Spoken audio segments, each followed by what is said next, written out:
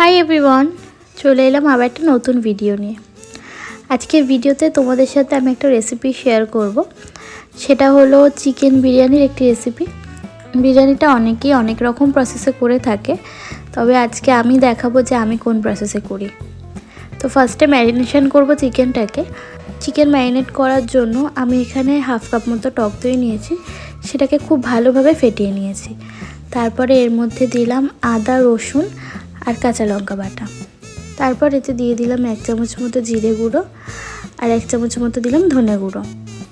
এরপর চিকেনে আমি দিয়ে দিচ্ছি কাশ্মীরি লঙ্কার গুঁড়ো, একটু বেশি করেই দেবো যাতে কালারটা ভালো আসে।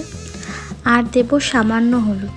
হলুদটা না দিলেও চলে, বিরিয়ানিতে অনেকেই হলুদ দেয় না, তবে আমি রঙের জন্য একটু হলুদ দিলাম। এরপর এতে আমি দিয়ে দেবো হাফ চামচ মতো বিরিয়ানি মশলা। এবার দেবো স্বাদ অনুযায়ী নুন। তারপর মশলাটাকে কিন্তু খুব ভালোভাবে চিকেনের সাথে মিশিয়ে নিতে হবে, যাতে চিকেনের প্রত্যেকটা পিসের সাথে মশলাটা খুব ভালোভাবে মিশে যায়। এরপর আমি এটাকে ঢাকা দিয়ে প্রায় 2 থেকে 3 ঘন্টা মতো ফ্রিজে রেখে দেবো।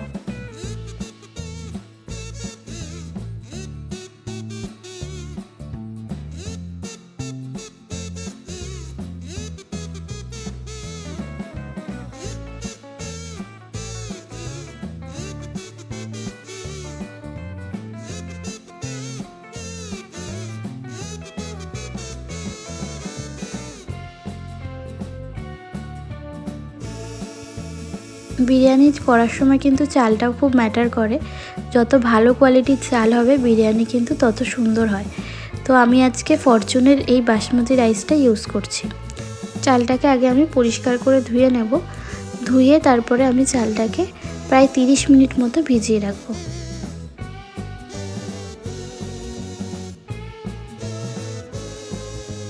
এবার বিরিয়ানিতে দেওয়ার জন্য আমি একটু উষ্ণ দুধ নিয়েছি। উষ্ণ দুধের মধ্যে কয়েকটা কেশর ফেলে এটাকে আমি ঢেকে রেখে দেব। যখন লেয়ারিং করব তখন কিন্তু এই দুধটা লাগবে।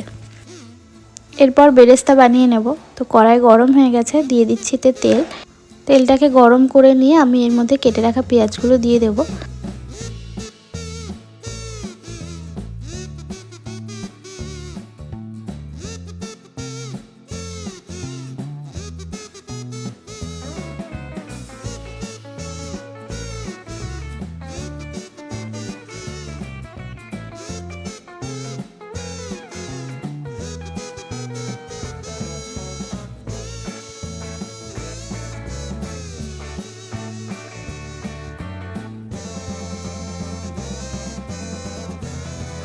আমার বেরেস্তাগুলো এখানে হয়ে গেছে, এবার তুলে নেব। বেরেস্তা ভাজার পরে আমি এই ভাজা পেঁয়াজগুলোতে হালকা একটু নুন মাখিয়ে রাখবো, তাহলে কিন্তু পেঁয়াজটা মুচমুচে থাকবে।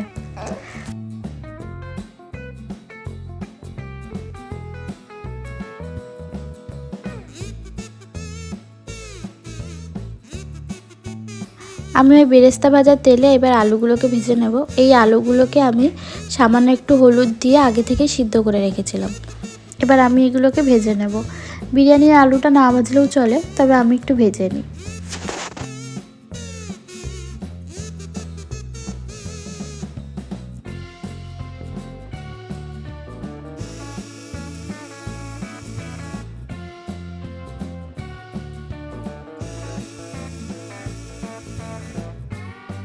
আলুগুলো ভাজা হয়ে গেছে, এবার আমি এগুলো তুলে নেব।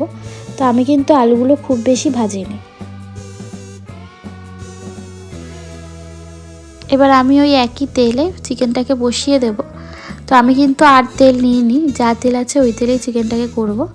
তো এখানে কয়েকটা গোটা গরম মশলা ফোড়ন দিয়ে দিলাম। গোটা গরম মশলার সাথে আমি ফোড়নে কিন্তু একটু জয়িত্রীও দিয়েছি। গরম মশলা থেকে যখন সুন্দর গন্ধ ছাড়বে তখন কিন্তু আমি চিকেনগুলো এর মধ্যে দিয়ে হালকা একটু ভেজে নেব।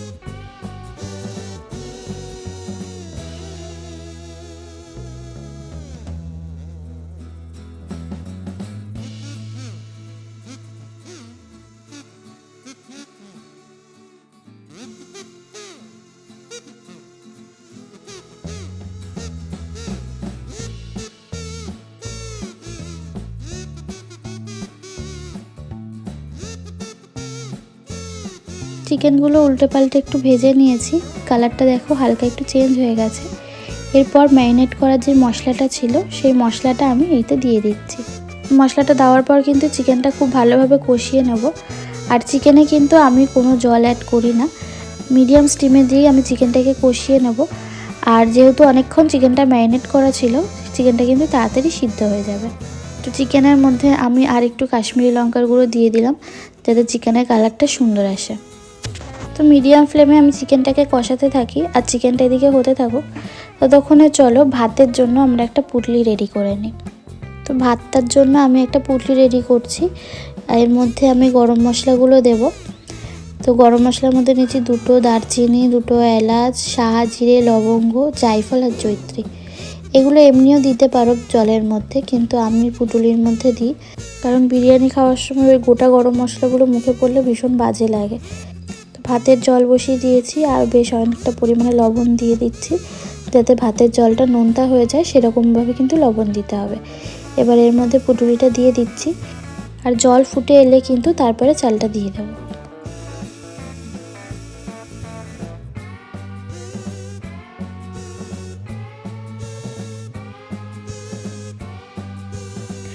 চালটা দেওয়ার পরে এর মধ্যে একটু সাদা তেল দিয়ে দিচ্ছি।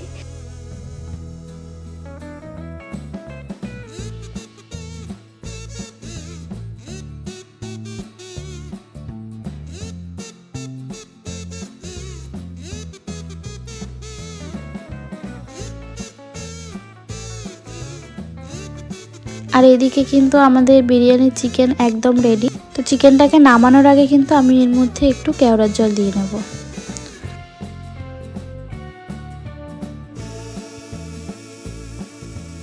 বিরিয়ানি মোটামুটি সবই কমপ্লিট, ওদিকে আমার ভাতও হয়ে গেছে। আমি এবার চিকেনটাকে আর গ্রেভিটাকে আলাদা করে নিচ্ছি, এতে কিন্তু লেয়ারিংয়ের সুবিধা হবে।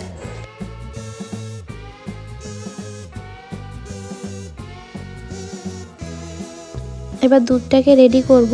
তো আমি দুধের মধ্যে 2 চামচ মতো দেবো কেওড়ার জল, 1 চামচ দেবো গোলাপ জল। আমার গোলাপ জলের গন্ধটা খুব বেশি ভাল লাগে না, তাই আমি অল্প একটু দিলাম। এবার দেব 2 থেকে 3 ড্রপ মতো মিঠা আতর, আর এটা দিচ্ছি একটু বিরিয়ানি এসেন্স, এতে কিন্তু বিরিয়ানির স্বাদটা আর গন্ধটা খুব সুন্দর আসে। আর সবার লাস্টে আমি অল্প একটু ফুড কালার এতে অ্যাড করছি, দিয়ে দুধটাকে খুব ভালোভাবে মিশিয়ে নেব। দুধটাও রেডি হয়ে গেছে। তো চলো এবার লেয়ারিং করি। এবার লেয়ারিং করব। লেয়ারিংয়ের জন্য আমি এরকম একটা ছড়ানো হাঁড়ি নিয়েছি। তো হাঁড়ির মধ্যে আগে সবার ফার্স্টে খুব ভালোভাবে ঘি লাগিয়ে নেব। আর ঘিটাকে কিন্তু আমি আগের থেকে একটু গলিয়ে নিয়েছি। তো ঘিটা লাগানোর পরে আমি তলায় কয়েকটা তেজপাতা দিয়ে দেব। বিরিয়ানিটা যাতে তলায় না লেগে যায় সেই জন্য কিন্তু আমি এরকমভাবে তেজপাতাগুলো দিয়ে দিচ্ছি। খুব ভালো হয় যদি তলায় ফয়েল দেওয়া যায়, কিন্তু আমার কাছে ফয়েল পেপার ছিল না, সেই জন্য আমি এরকমভাবে তেজপাতা দিয়েছি। তো তলায় যেহেতু লেগে যায়, তো তলার লেয়ারিংটা কিন্তু একদমই অল্প দেব। সামান্য একটু ভাত দিচ্ছি, তারপরে দেব সামান্য একটু বেরেস্তা। তেজপাতার বদলে যদি এখানে ফয়েল পেপারটা থাকে তাহলে কিন্তু তলার লেয়ারিংটাও ভালোভাবে দেওয়া যায়। তো তলায় যেহেতু এটা লেগেই যাবে, ভাতটা নষ্টই হবে, তো আমি এখানে কিন্তু খুব বেশি কিছু দেব না। তো একদম তলার লেয়ারিংয়ে আমি 1 পিসই মাত্র মাংস দিয়েছি। তো এরপর দিয়ে দিচ্ছি এতে ঘি, একটু বিরিয়ানি মশলা। এরপর আমি আরেকটা লেয়ার করব। আমি টোটাল 3টে লেয়ার করব। তো বেশ অনেকটা পরিমাণে এবার ভাত দিয়ে দিলাম। ভাত দেওয়ার পরে আমি এর উপরে মাংস আর আলুর লেয়ার দিচ্ছি।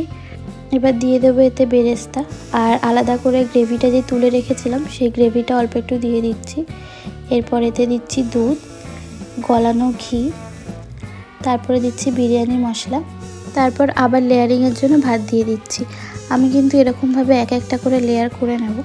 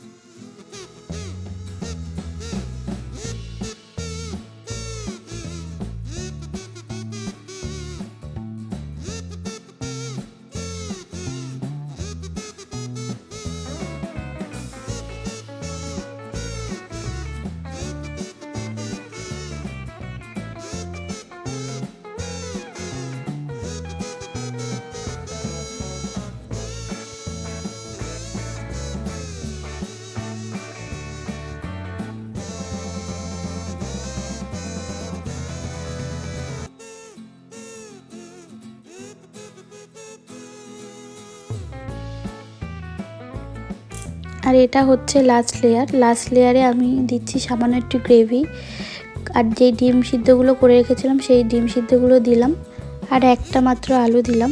এরপর যা যা আছে সেগুলো সব দিয়ে দেবো।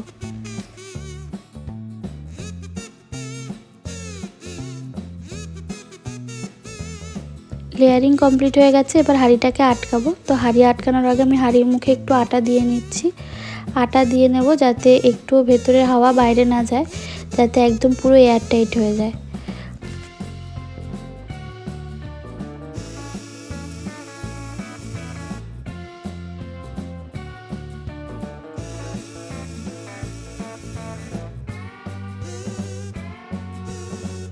বিরিয়ানিটা কিন্তু আমি একদম ডাইরেক্ট গ্যাসের উপরে স্টিমে দেব না।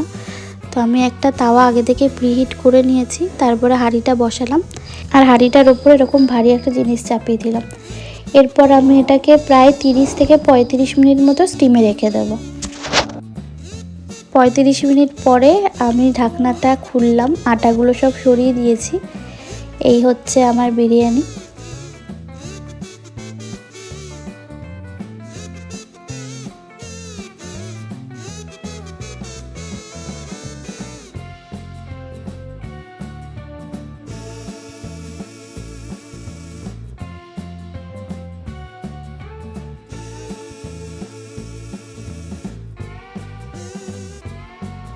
আমি বাড়িতে এইভাবেই বিরিয়ানি বানাই। এই ছিল আমার বিরিয়ানির রেসিপি।